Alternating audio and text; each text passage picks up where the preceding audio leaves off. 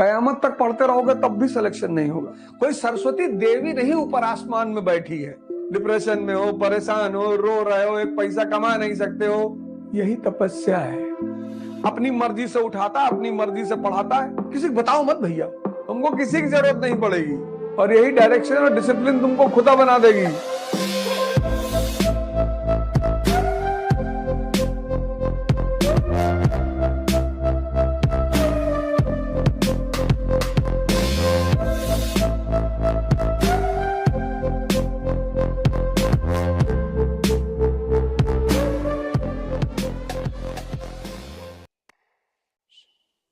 तुम्हारे अंदर एक चीज जिंदा कर रहा हूं,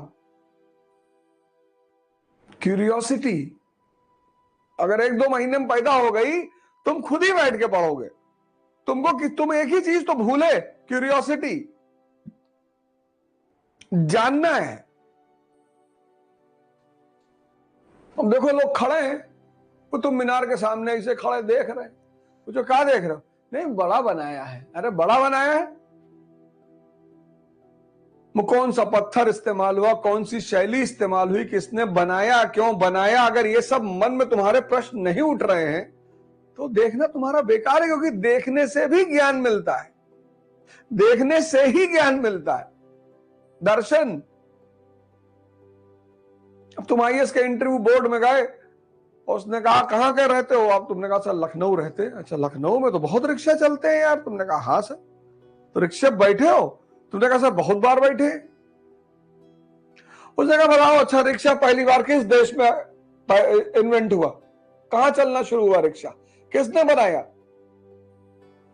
अब तुम कह रहे हो मैं बहुत बार बैठा हूं, लेकिन तुम्हें पता नहीं किसने बनाया, किस देश में पहली बार आया। इसका मतलब मरा हुआ दिमाग है, तुम्हारे अंदर क्यूरियोसिटी नहीं है, तुम जानना नहीं चाहते हो। मारे गए। और दिन में अगर सिर्फ 5 नई इंफॉर्मेशन, एक डायरी बनाओ और दिन में 5 नई इंफॉर्मेशन, नई, तो महीने में 150, तो एक साल में 1800 नई इंफॉर्मेशन, तो 10 साल में 18,000। ये सिर्फ 5 नई इंफॉर्मेशन पर डे पे कह रहा हूं, 18,000। और 18,000 इंफॉर्मेशन ले बैठोगे तो किसी की भी जान ले लोगे। इसलिए हमारे देश में जब किताब पैर से लग जाती है तो उसको मत्थे पे लगाया जाता है। जानते हो क्यों? क्योंकि किताब ज्ञान चक्षु को खोलती है, सोचना सिखाती है। इसलिए हमने उसे सरस्वती मां कहा। जो दे रहा है वो देवता। तो किताब हमें दे रही है। कोई सरस्वती देवी नहीं ऊपर आसमान में बैठी है जिसकी तुम पूजा करोगे तो तुम्हें ज्ञान देगी। नहीं, हमने वो जो किताब है उन्हीं को देवी कह दिया, मां कह दिया कि अरे मां तुम हमारे ज्ञान चक्षु खोल रही हो। यही तो हिंदुओं की, भारतीयों की खास बात है कि जिन चीजों का भी उनके जीवन के उत्थान में भूमिका है उसको प्रणाम करते हैं। मुसलमान कहते हैं हम अल्लाह को करेंगे, अल्लाह ने सबको बनाया है तो हमने अल्लाह को प्रणाम किया तो सबको पहुंच गया। वो भी सही है, वो भी सही है, कोई गलत थोड़ी है। Bluetooth B=D+D, direction and discipline. और यही डायरेक्शन और डिसिप्लिन तुमको खुदा बना देगी। चलो खुदा ना भी बनाए तो खुदा से कम नहीं बनाएगी। यही है Bluetooth, B=D+D, direction and discipline. पढ़े तो तुम पिछले 15-16 साल से पढ़ ही रहे थे, क्या बिगाड़ लिए जीवन में? डिप्रेशन में हो, परेशान हो, रो रहे हो, एक पैसा कमा नहीं सकते हो।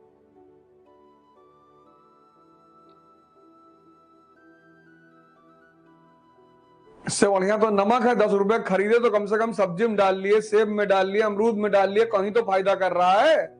और 15 साल 2500 लाख 300 लाख रुपया पढ़ाई में खर्चा किए, और 30 लाख खर्चा करने के बाद, 15 साल खर्चा करने के बाद तुम्हारे खाते में क्या है? डिप्रेशन। तुम्हारे खाते में क्या है? अनएम्प्लॉयमेंट। तुम्हारे खाते में क्या है? Financial crisis. 1 रुपया तुम बाहर जा कमाने की स्थिति में नहीं हो और मिनिमम 30 लाख रुपया अपनी शिक्षा में लगा चुके हो। उसकी वजह क्या थी? ना तो तुमने डायरेक्शन सीखा और ना तुमने डिसिप्लिन सीखा। गौर कियो कभी? 30 लाख मिनिमम, कुछ तो 1 करोड़ तक खर्चा कर चुके होंगे और 10 रुपए का नमक लेके आता हो, कितना कीमती है, कितना काम आता है। यह है ब्लूटूथ का इंपॉर्टेंस। अभी तो 12 चैप्टर पढ़े हैं और 12 चैप्टर में तबाही। किताब खत्म करते करते तुम एक अलग इंसान बन चुके होगे, तुमको किसी की जरूरत नहीं पड़ेगी।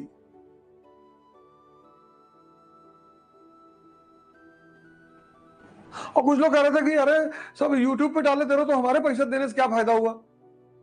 तुमको 13 चैप्टर मिल रहा है, 13 में से 12 मिल रहा है।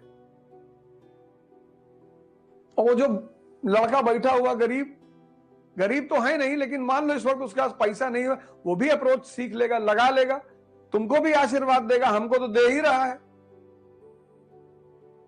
हम ले लें सब, बस हम किसी को बताओ मत भैया।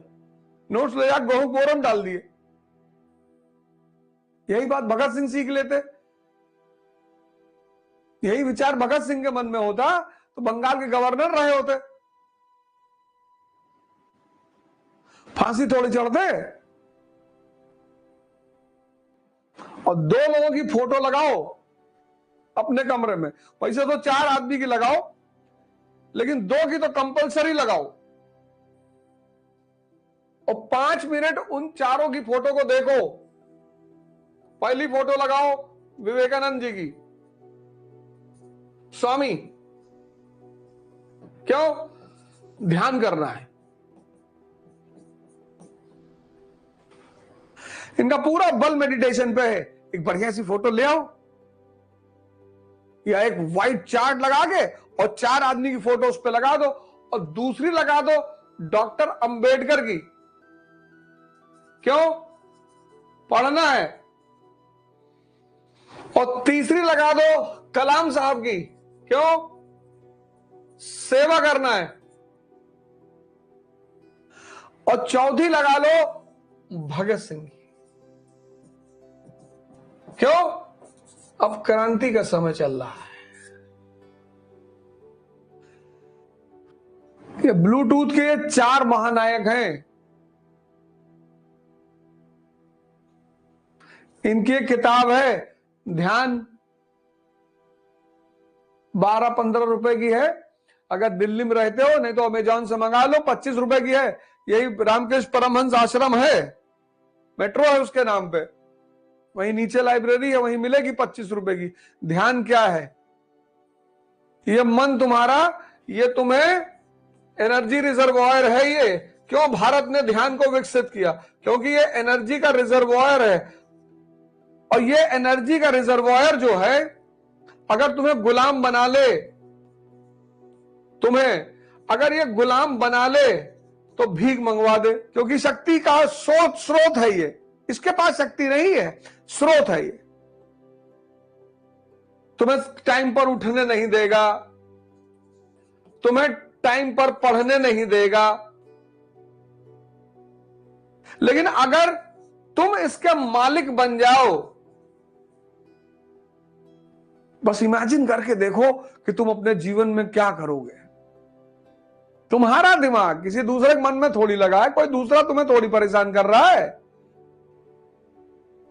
सोचो, शक्ति का पुंज है, शक्ति से जुड़ा हुआ है और इसने गुलाम बना रखा है। अपनी मर्जी से उठाता है, अपनी मर्जी से पढ़ाता है। तुम 10 घंटा कहते हो, ये 1 घंटे में कहता है कि बहुत है यार, अब कितना पढ़ोगे। और सोच कर देखो कि तुमने इस शक्ति के स्रोत को गुलाम बना लिया, तुम इसके मालिक बन गए। तो और मालिक बनोगे कैसे? ध्यान से। तो कुर्सी पर बैठ के पढ़ के अगर नींद आ रही है तो खड़े होकर पढ़ो, डाइस ले आओ। ये जो खड़े हो रहे हो, शरीर में दर्द होगा, यही तपस्या है। ये जो खड़े होकर पढ़ोगे और शरीर में दर्द होगा, यही तपस्या है। सुबह उठे थे, चने का सत्तू ही नहीं 4 अंडा का ऑमलेट बना लिए, 5-6-7 ब्रेड ले लिए, नींद आएगी तुमको। ये जो अल्प आहार लोगे, यही तपस्या है। ये सुबह उठ के जो नहा लिए, यही तपस्या है। जब मन को तुम डराने लगे कि बेटा काट डालेंगे, तपस्या क्या है? मन को सन्मार्ग पे लाना। कल एक लड़के ने मुझसे पूछा, कहा सर मैं पिछले 3 साल से 10, 12, 13 घंटा पढ़ता हूं और मेरा प्री नहीं निकल रहा है। मैंने कहा 10, 12, 13, 10, 12, 22, 35 घंटा। कहा नहीं सर, मतलब मिनिमम 10, मैक्सिमम 13 घंटा में डेली पढ़ता ही पढ़ता हूं। मेहनत अगर उचित दिशा में नहीं की जाएगी तो उसका परिणाम कभी नहीं मिलेगा। मैं बार बार इस बात को कहता हूं कि अब तुमने ये पैराग्राफ पढ़ा होगा, छोड़ दिया होगा, ये सोचने का पैराग्राफ था। अब जितने लड़के 12 घंटा पढ़ते हैं, पर इस जो पढ़ा 12 घंटा, इस पे 1 घंटा भी नहीं सोचा, पढ़ाई बेकार है। कयामत तक पढ़ते रहोगे तब भी सिलेक्शन नहीं होगा। और एक लड़का है जो सिर्फ 7 घंटा पढ़ता है, लेकिन 10 घंटा वो ये जो पढ़ा है इसको मनन करता है। टोटल 17 हो गए ना। अब ये चीज जो है ये तुम्हें दिखाई नहीं पड़ती, ये दिखाई पड़ रही है। इसलिए तुम देखो कभी कभी क्या होता है, कभी कभी तुम देखते हो कि कहते हैं भैया फलाने लड़का बहुत पढ़ता रहा, या भैया फलाने लड़का हम भैया उसको बहुत पढ़ते हुए नहीं देखे। वो हजम कर रहा है ना, ये 12 घंटे वाला हजम नहीं कर रहा है। कैसे लगेगा शरीर में?